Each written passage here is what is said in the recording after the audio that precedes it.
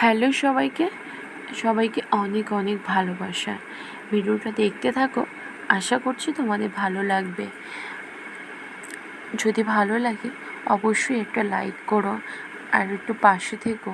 সবাইকে অনেক ভালোবাসা রইল সবার জন্য। তো দেখো 3-4 মাস হয়ে গেল প্রায় বাপের বাড়ি যাই না, জানো তো। তো চলে এসেছি বাপের বাড়িতে, আর এসে যেটা দেখলাম সেটা দেখে আমার খুবই ভালো লাগলো। এটা হলো মেজো কাকা, মেজো কাকিমা। অনেক বছরের পুরানো দোকান, এত বছর পরে দেখছি নতুন করে শুরু করেছে, আর এটা দেখেই আমার খুব ভালো লাগলো। শোকাহত পিতা শোক কাটিয়ে উঠতে পারবে না জানি কখনো, তবু নিজের মতো করে বাঁচার চেষ্টা করছে। ভগবান তুমি ওনার শক্তি দিও, ওনার পাশে থেকো। আমরা কয়েক বছর হয়ে গেল আমাদের বাড়ির একটা ছোট ভাইকে আমরা হারিয়ে ফেলেছি।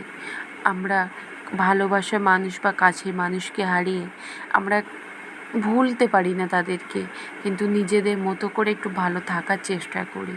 তাই সময়ের গতিতে চলা, সময়কে তো বেঁধে রাখতে পারি না, সময়ের সাথে সাথেই সবাইকে চলতে হয়। তাই দেখো, বড়মশাইকে বলছিলাম, যে জিজ্ঞেস করছিলাম কেমন হয়েছে, ও বললো বেশ ভালো হয়েছে। তো দেখো, একটা সময় না এই পাড়ার মধ্যে বিশাল বড় দোকান ছিল। দোকানে রমরমিয়ে ব্যবসা হতো।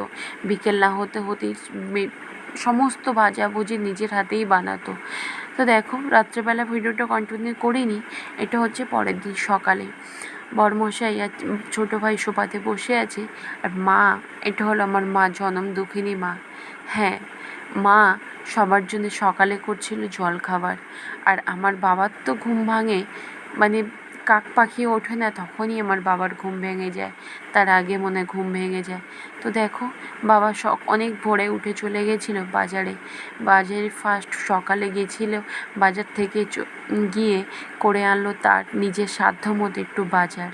ওই যে জামাই এসছে তাই।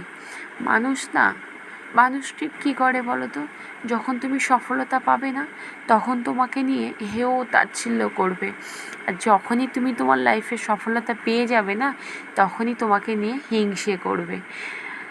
তো দেখো, মানুষ মানে কিছু বলে তো কিছু থামানো যাবে না, মানুষের কাজ মানুষ করবে।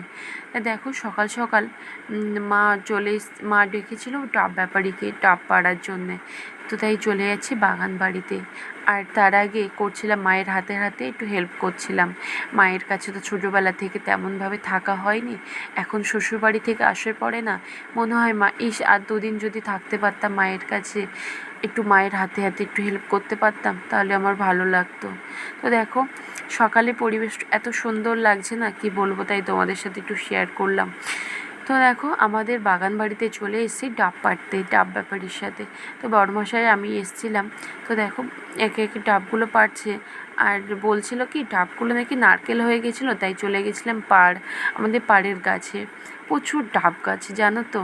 প্রচুর ডাব গাছ কেন বলছি, প্রচুর মানে কি বলবো, বাগানে সমস্ত রকমই গাছ থাকে।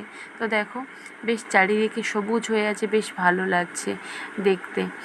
তো দেখো, আজকে না আমার মায়েরই কথা তোমাদেরকে কিছু গল্প করি, গল্প করব তোমাদের সাথে।